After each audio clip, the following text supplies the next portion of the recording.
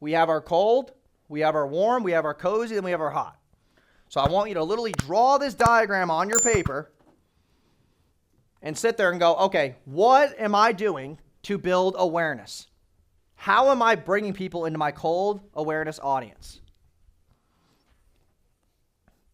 What am I doing to make them warm? What am I doing to make them cozy? So I'll do mine as an example.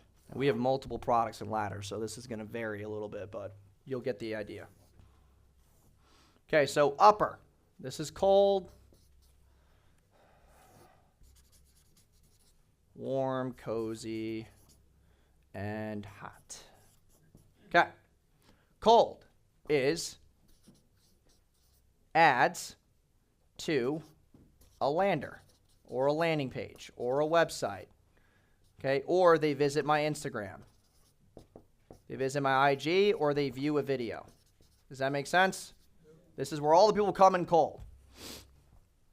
Now I need to make them warm. People that are aware of you and have shown some forms of interest. Warm for us is this: an SYA event, a webinar, a school group, somewhere where I can build just a little bit more, interaction in person with you, or at least something that is more community-based. Webinar, you're all on there. You got to engage. SYA event, you're here, okay? We could literally shake your fucking hand. School group, you can go in there, see a bunch of content, see what community that I've built. Now you're warm.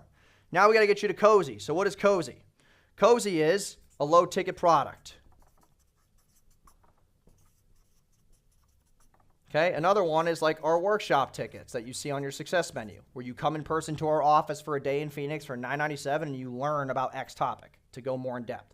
So low ticket product, workshops, or some people will buy a 1 hour consult with me for like $29.97.